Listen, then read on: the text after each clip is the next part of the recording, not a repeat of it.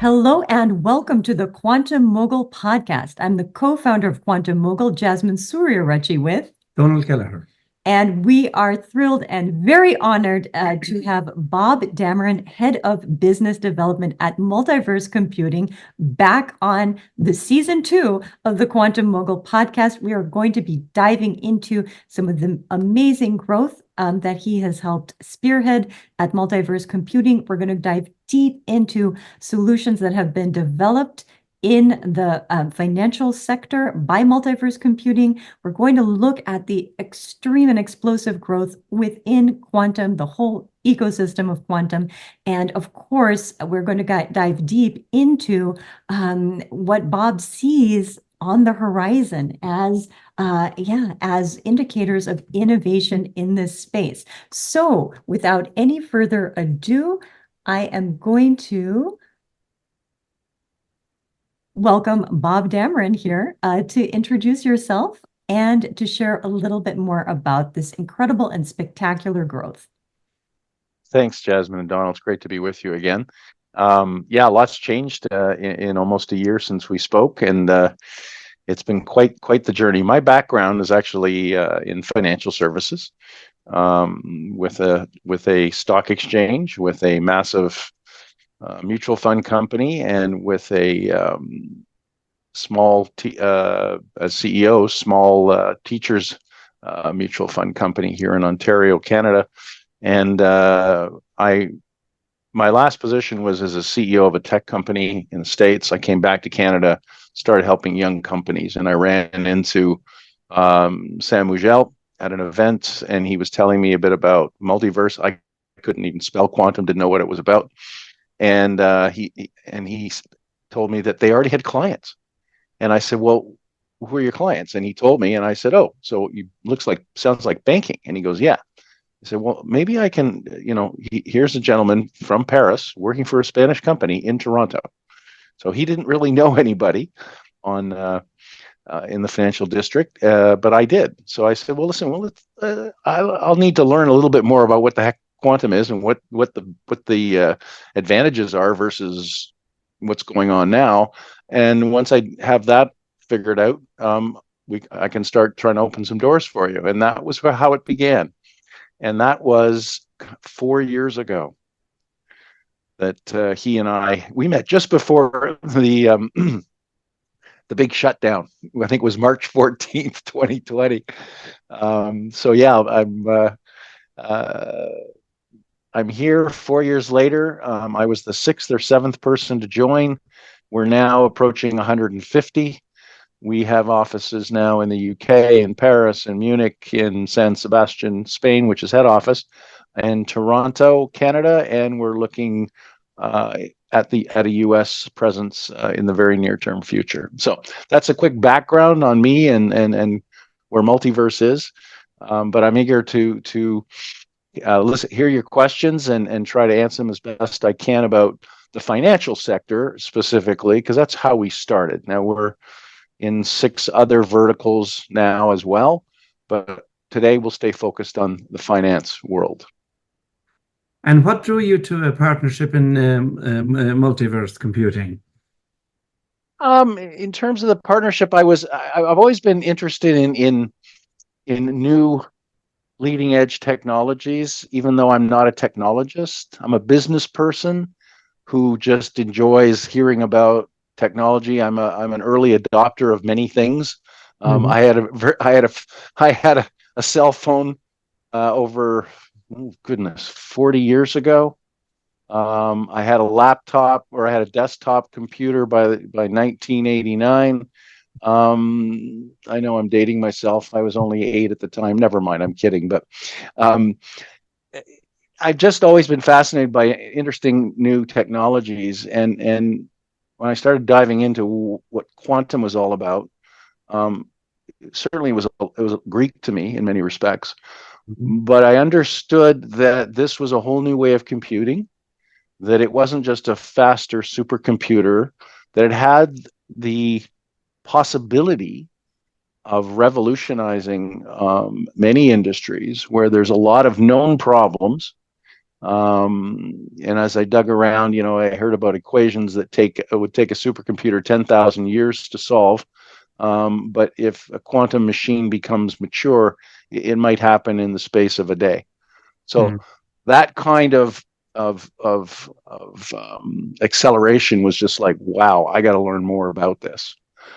So I started diving in everywhere that I could.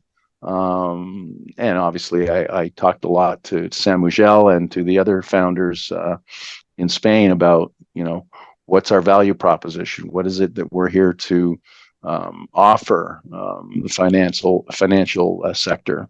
And over time, we started with portfolio optimization based on a paper that they wrote 5+ years ago. They suddenly had 2 banks as clients, and they said, "Ooh, better form a company." So they did, and had their first couple of projects, and then it just grew from there in Europe, and then here in Canada. I can tell that story as well.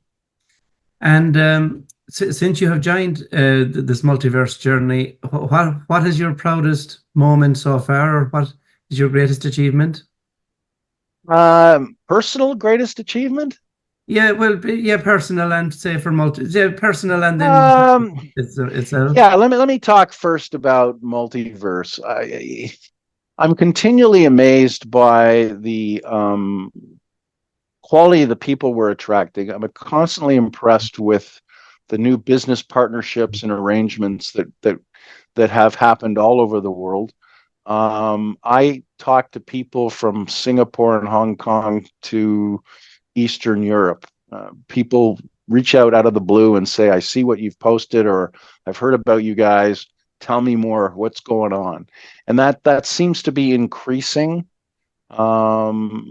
as time goes on, as certainly the finance industry on both sides of the pond, become more and more aware that there's this thing called quantum, and I think it's going to really change our industry. And maybe we ought to think about or learning about what it is and how it can benefit us. It's I liken it sometimes to trying to explain the internet to somebody back in the 70s. And they said, "Well, how's that ever going to be of any value?" Right? Well, we know that it has become basically a must-have tool for the world. It's how we're communicating today. That would not have been possible some years ago, some decades ago. And then suddenly, bam, there it is. And so I think quantum is and will become even more so just like that. It'll be suddenly, oh, here it is. Even though research into quantum has been going on for over 30 years. It's only in the last 4 or 5, I think, now people might correct me on this, that it's really getting some great traction. The hardware is really improving, allowing Multiverse as a software developer to do more and more things. And we'll talk a little bit more about some of those things as we move through. But does that answer your question? It doesn't either. And you pretty much answered the second question I had for you on that. Okay. Was like you made an example of the computer world and the internet, and it took 4 or 5 decades. Do you think this will be quicker? Quicker than the internet adoption, do you mean? Yeah. Yes. Oh, that's a great question. What I'm seeing now is that people can spell quantum. People are quantum curious.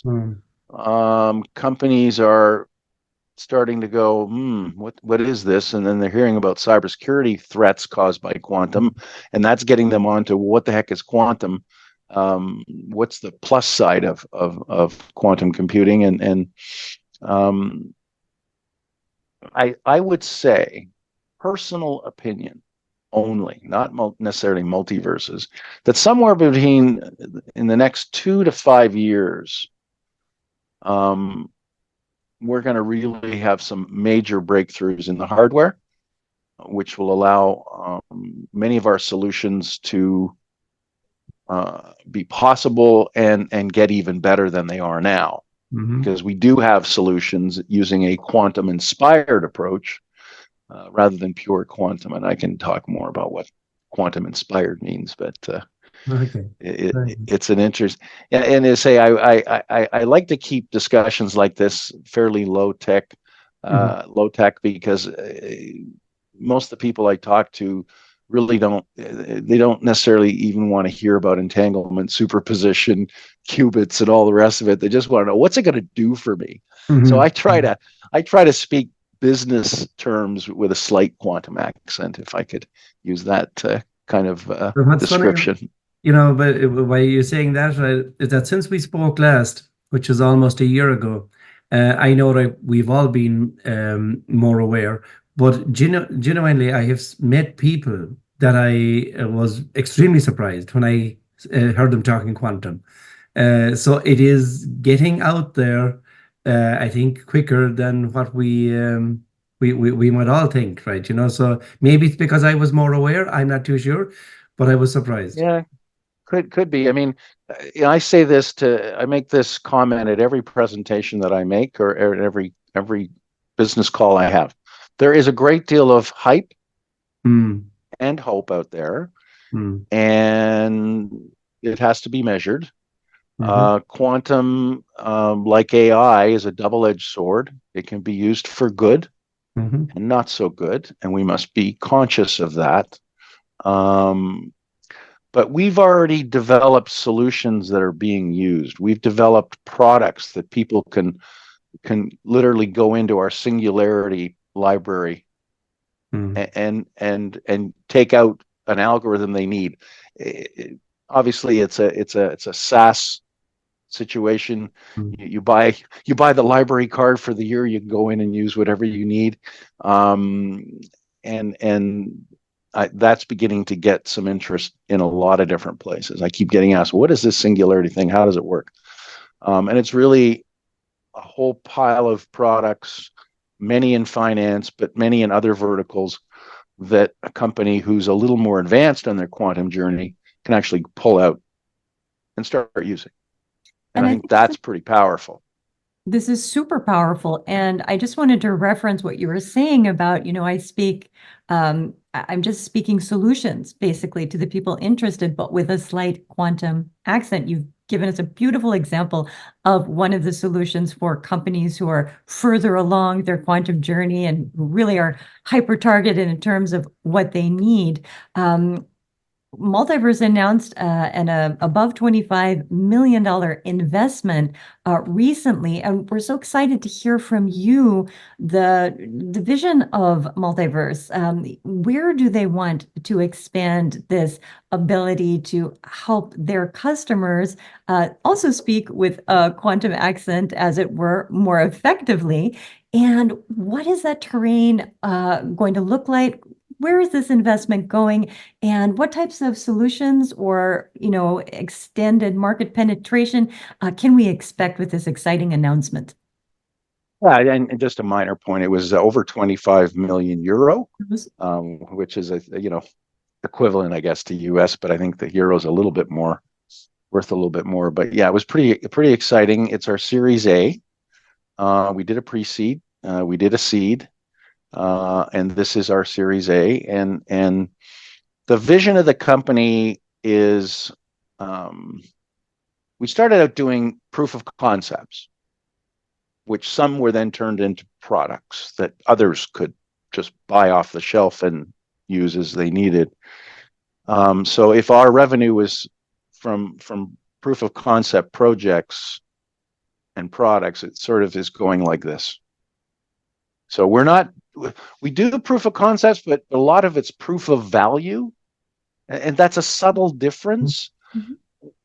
We're taking on assignments that we are like, practically 100% positive we can create an ROI, rather than I wonder if this could work. mm, So we're a little, because of all of our experience in over 100 different projects around the world, in Canada, the United States, the UK, France, Germany, Spain, and other countries. We're one of the most experienced quantum-inspired and quantum and AI software developer in the world. There's not many. I don't know of any that are more than 150, and that have over 100 projects with about 50 plus clients. I mean, it's extraordinary, and I salute the founders and my other business development colleagues that we've been able to get in front of people. And these are companies that are innovative in their own right and are saying we need to pay attention. In some of the times when I speak with chief information or technology or security officers in companies, I said, look, just get started. And we can help you take those baby steps to just begin the journey, so that in a couple of years you're ready and you're going to have a 2 or 3 or 4 year head start on your competition. And right now it is some of the bigger name companies, but it's slowly moving down market where some of the mid-sized companies are going, maybe it's time. Good luck building a team of software developers in the quantum and AI space. There's so few and there's so much competition. We've been able to grab over 100 of the best, and we've got 40% PhDs, and over a third of the company are women, which is fantastic. That is fantastic. Absolutely. Yeah, and so back to the vision, and the vision is simply, as we do projects, we create products, and eventually, as I say, we'll be primarily a product company, SaaS, and we will do special projects as we go along, because some sectors that we're dealing with are just beginning, so the projects will continue. There's governments all over the world, including right here in Canada, that are finally getting budget to start doing feasibility studies, to doing some research, to doing some proof of concept, proof of value. And I'm working with a government, the Canadian government right now. We did the Bank of Canada, but a project for them on cryptocurrency, but we're also dealing with Natural Resources Canada on things like boreal forest analysis. What's the biomass? What's the makeup? How do we use that data? How do we use that data to mitigate the risk of fire? Really right? Which is a big deal. Solutions. It's a huge deal. And these are, this is what we're doing here at Quantum Mogul, brokering the world's greatest minds together to solve the world's billion-dollar problems. I love how Multiverse Solutions, and this is one of the questions that we had, is really creating solutions that impact so many people on our planet, because forest fires are a huge cause of destruction. There's so much money lost because of them. They really disrupt wildlife. They endanger human beings and crops and all of this. So it's fantastic to learn that this is one of the verticals that you guys are creating really, really impactful solutions for the entire planet.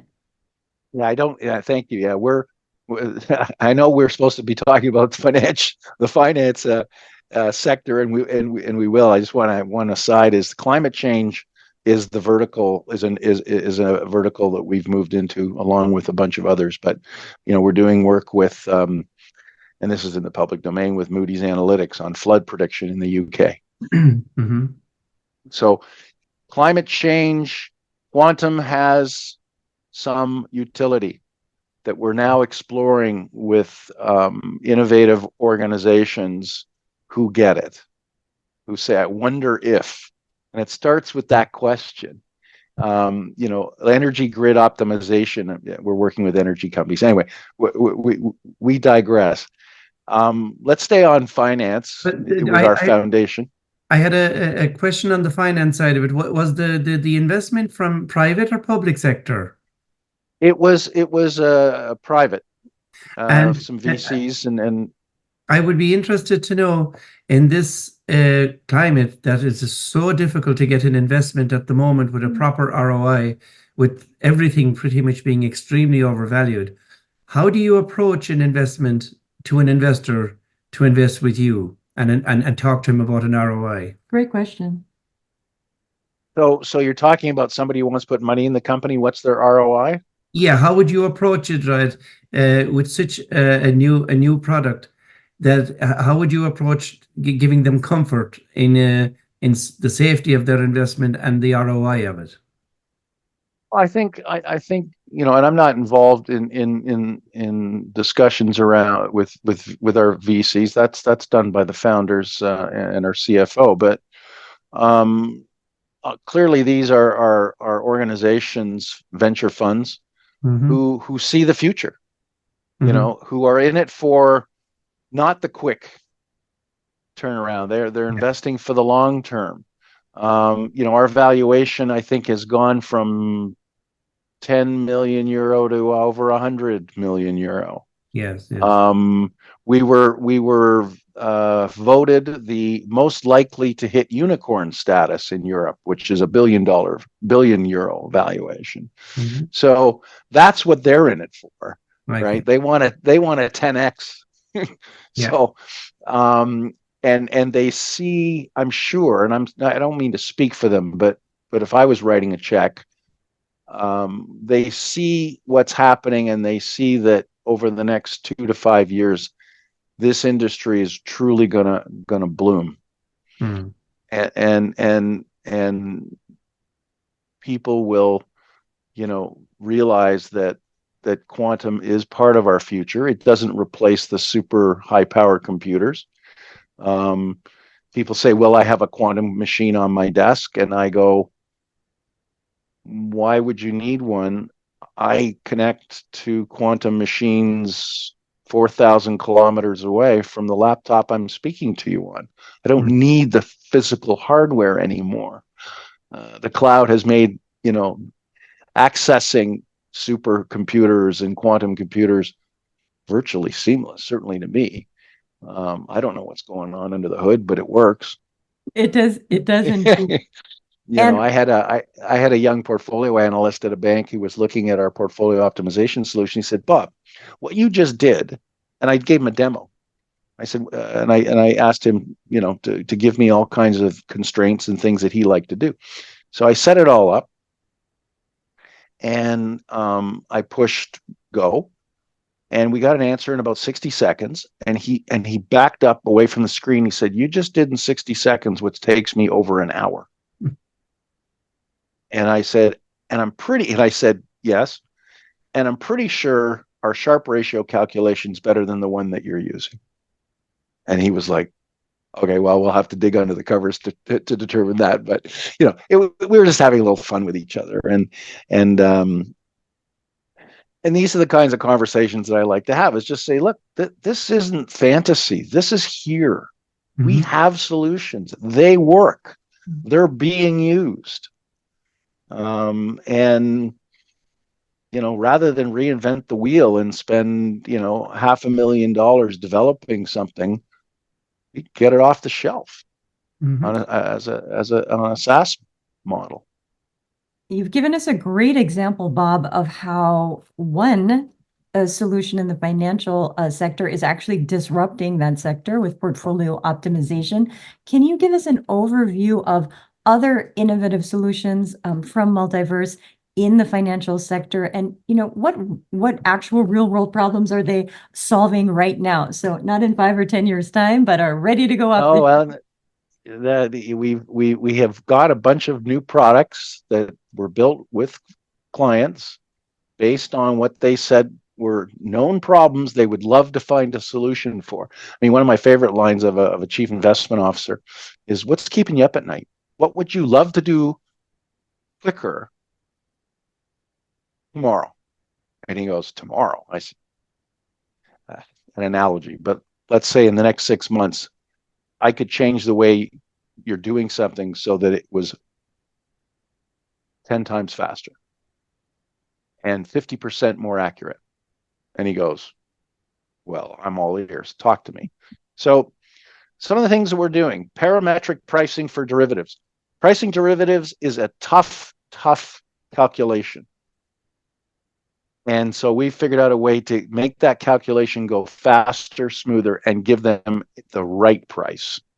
Because it's a very complex product. There are many derivatives on derivatives. And it's data intensive and a lot of calculating, and many of the computers that are being used right now in financial services are taking too long. And so we've built that product. There's market crash prediction work that we've done. We've got AML fraud greenwashing detection for portfolio optimization, intrusion detection systems, portfolio optimization, foreign exchange trading, which could also be used in the fixed income world, I'm sure. We just haven't, I don't know of a project going on today. We've got 17 different use cases that we've identified where we believe we can make a substantial improvement. We've probably built 10 or 11 of those into products. The others are work in progress, like we're working on them based on client demand, basically. I mean, when I talk to senior people at financial organizations, say, look, here are the 17 use cases we've identified so far. Is there anything else that you'd like to see on this list? Because then we'll start thinking about it and working on it. And he goes, no, boy, if you can help us with anti-money laundering and fraud detection on credit cards and other things, if you can help us price derivatives or do a better job of optimizing portfolios, of large portfolios, we're all ears. So use case exploration. I mean, I had one firm come to me with 6 different ideas they had. And they said, well, and I said, okay, can you rank them in priority? And they said, they're all number 1 priority. I said, okay.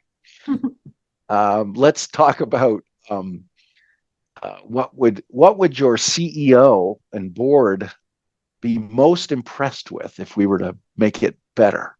Great question. And yeah, and because at the end of the day, a lot of companies maybe below the C-suite are thinking about quantum, but they need to prove to the C-suite that the company needs to pay more attention to it. So that's what a proof of concept or proof of value project can often do, because they take less than a year. They're less than €1 million, sometimes half that amount, depending on what it is, or less than that. I mean, it depends, right? I mean, I price out projects that range from 200,000 to over $1 million. It's all about figuring out what's involved and what and scoping the work and making sure that we don't that we know what we're doing and it's priced fairly and reasonably for the client. So we do these, we deliver a result that they validate for us. Say, look, this is what we think, but we need you to validate that this is in fact giving you what the kind of response we got. I mean, there's one project we did on foreign exchange trading. We came back on the first iteration and said, we can improve your profit by 20% per year on your foreign exchange work. And they said, yeah, we concur. And within 3-4 months, we had improved the product to the point where we got up to 38% more profit. And so this is the thing that it's all moving so fast that a solution that we built 6 or 8 months ago, we've improved, and now it's even better. Yeah. And that's partly because quantum machines are getting better, but partly because we're getting smarter. And we're innovating, we're finding ways to make things better constantly. This was definitely our next question. You've been so generous in sharing some of the signature solutions that are being developed.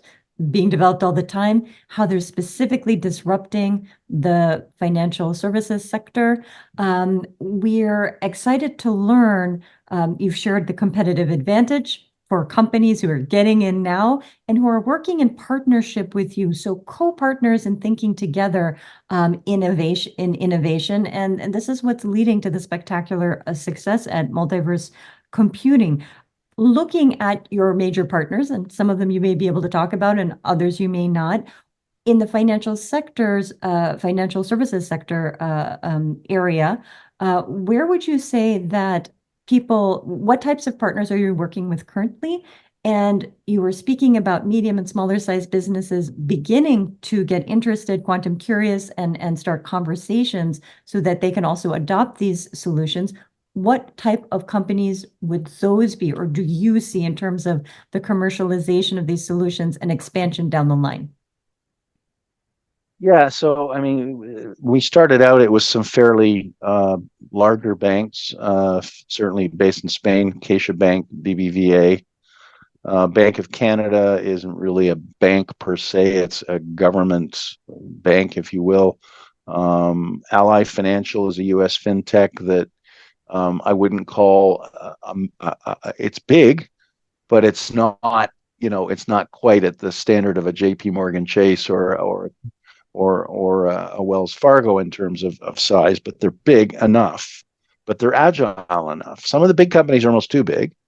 And yet we have Credit Agricole, which is the 12th largest bank in the world. And if you take out the four Chinese banks, they're in the top 10. Amazing. So they're very innovative. And there's a lot of other companies I could mention, but I'm comfortable with the ones I have mentioned because it's in the public domain. Yeah, it's I'm talking to pension funds now who are beginning to think maybe it's time we had a look. And they are megalithic in size. So they're not always the quickest movers, but I'm seeing movement now, which is nice. By the time you get them to move, it's going at full speed, Yeah, well, it's that may be true, Donal. I don't really know. But I think a lot of their issues at the moment, I don't blame the fund managers, but I think a lot of their issues is regulation. Totally right. Yeah, and they are custodians of pensioners' incomes, and so risk management's a big. Yeah. Risk management is a big deal. It's a big deal for any financial services firm, of course, and we do have a use case in risk management. I mean, in managing one's risk, it's always about the access to the data and information you need to figure out how far are you inside your risk envelope. Yeah. And there are calculations and things they do on a daily basis to figure out whether they're onside or offside with capital requirements. I think that the product that you were mentioning there earlier about market crashes predictions, yeah, I think you get them on board very quick if you could do that for them. Yeah, it's work that we did a few years ago, and we are hoping to get some partners to take it to the next level. And that's certainly a discussion point we're having is take the body of work that we did, mostly by Sam Mugel, I think. Might have been other founders as well, but like Roman Oris and our CEO and Enrique, and I think that would be a great product for companies to have. And as I say, we're looking at trying to move it ahead. I mean, we've got a lot of stuff that we've done that we want to focus taking it to the next level Mm-hmm. now that quantum machines are a little more robust. Mm-hmm. We've had so many projects on the go in so many different verticals. It's been exciting to watch. I mean, I've suddenly had to learn about the manufacturing vertical in quantum and the logistics vertical in quantum and forestry management Mm-hmm. and these kinds of issues that from as a guy from the financial district in Toronto, it's been nothing more than drinking from a fire hose constantly, which is fine. I quite enjoy it. Um, and I've got people that help me, like Brian Lenihan, who's with the Quantum Strategy Institute, that I know you know.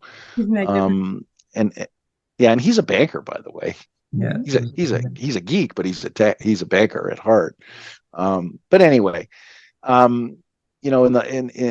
we've had requests for things that we hadn't done previously, but could we do? And the answer, after we look at it, generally is yes. I mean, we've now built a tool called Compactif AI. So what does that mean? Well, it's designed to cut the training time and the amount of energy that's being consumed to train or retrain all these models. People don't really realize, and this is the double-edged sword that I talked about at the beginning. Between with AI and quantum, they do a lot of good things, but there's other sides of this that people are not familiar with, and that is, what did I hear that Chat GPT costs, and I could be wrong, and I hope nobody gets upset, cost over 100 million US to train in terms of energy and compute costs. I mean, that's staggering. It is staggering. Right. And I saw a show the other day, they talked about capturing the heat from data centers Mm-hmm. to heat homes, and I'm going, yeah, Well, for air that's conditioning. certainly It's enough really, generated. yeah, it's Yeah. really interesting what you're saying, because one of the inventors that we represent is actually working on a solution of this nature. Yeah. So Interesting. it's Yeah. amazing how energy innovation and AI innovation can now intersect. Just Yeah. because we're running close to our time, we wanted to ask you the question about what you see from your beautiful vantage point as head of business development as being the biggest challenge now to commercialization for multiverse computing, but maybe for other incredible innovators in the sector. What is the major challenge to commercialization going forward? Where do you Well, see the most help being needed? yeah. Yeah. When you say commercialization, uh, can you define that a little bit better for Yeah, me? sure. So in a couple of different ways. One would be in terms of more mass adoption, right, of these solutions. The other one would be in market penetration. So going into different areas where these solutions haven't existed before.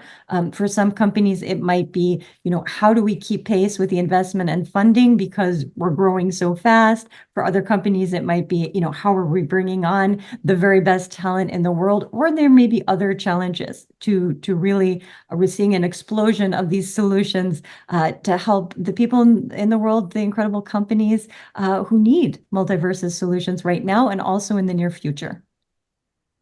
Well, I think, it's always uh, awareness, education, being available to have conversations that aren't so deep and technical that people's eyes glaze over. Yeah. Human nature is generally that people don't necessarily do something until there's pain. Uh, so it's getting them to realize that pain's coming. Um, and there's some great initiatives by governments around the world. I think there's this new thing out of Google called the X Prize that's funding earlier stage and companies, including Multiverse, to experiment and pioneer into new areas. And it's all helping the ecosystem. So I applaud the governments around the world. Um, UK, Canada, Europe, Australia, they've all announced never mind the Pacific Rim countries who've also announced, like Japan and Singapore and that kind of thing, have all announced fresh capital to keep going. When I started, there might have been maybe a dozen quantum machines being developed. There's now over 60, I'm told. In terms of the numbers of companies that say they're in the quantum space, when we started, there might have been less than 100. Now there's over 1,000, 2,000, I mean. So yeah, people are getting into it, which is a sign that they see the opportunities.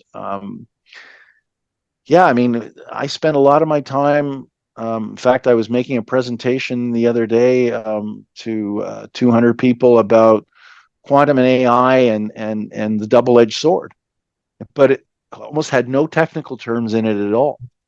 It was just saying this is coming, and if you're thinking about a career direction, there is already massive demand for people who understand this stuff and can program in the quantum and AI and quantum inspired spaces. And I was shocked at how many of these people came up to me after the presentation. It must have been 25 of them. Who were just like, "Oh, can you answer? What about this way?" So there's a lot of interest, and it's really getting to the organizations that want to begin their journeys or thinking about it but don't know how to begin. And that's something that I've tried, my darndest to help them with, without putting them in a headlock and saying, "Here, buy this product." Eventually, you earn their trust, and they become confident that Multiverse is really good at what it does. Bob Dameron knows enough to help us without confusing us with all the mumbo jumbo and jargon that sometimes you hear. Do I understand?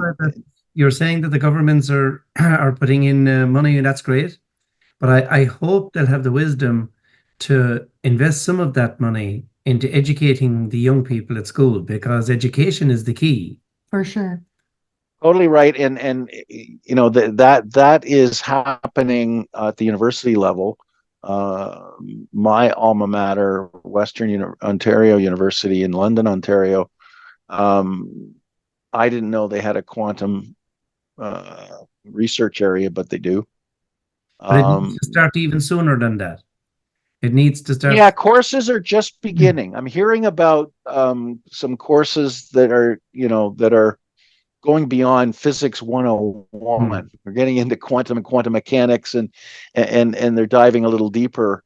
I mean, universities around the world are all struggling, right, with financial challenges, and certainly they are here.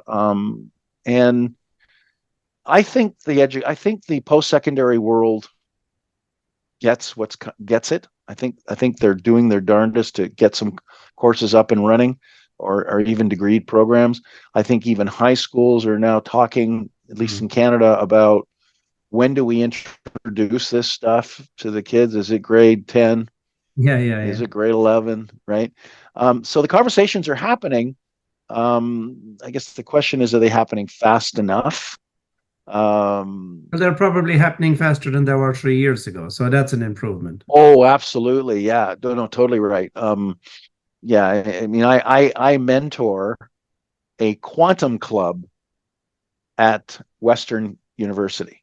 Now, if you had told me 4 years ago that I would get a call from a student at my alma mater saying, "Could you help us? We're building a quantum club, and we'd like to have you as a mentor and somebody we can talk to from time to time," I said, "You bet, absolutely."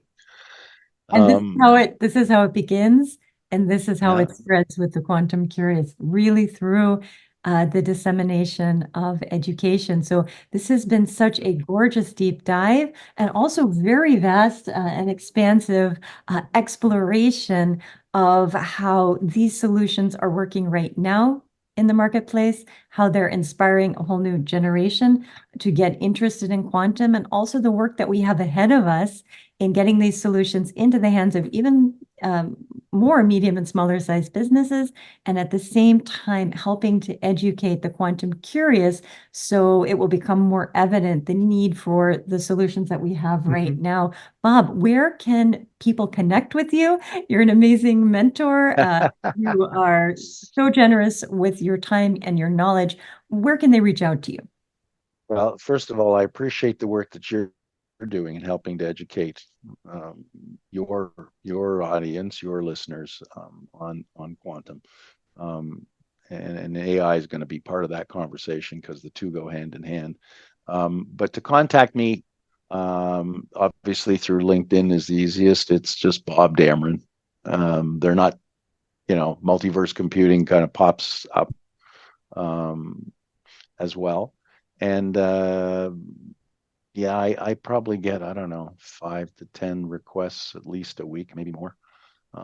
Generally, I accept them. It depends, but that's the easiest way. And I'm always happy to engage with people who, are interested in learning about quantum and how it could impact their business. Beautiful. So that is going to definitely wrap up our incredible interview that we've had with Bob Dameron here in season 2 of the Quantum Mogul podcast. Again, we'll post right in the description below and on the screen how you can connect with Bob Dameron via LinkedIn.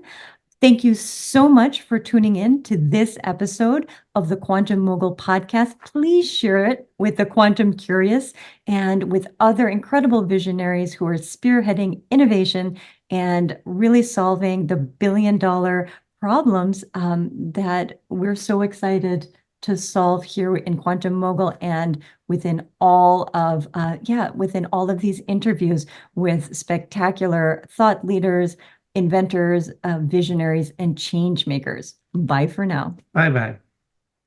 Bye. Thank you.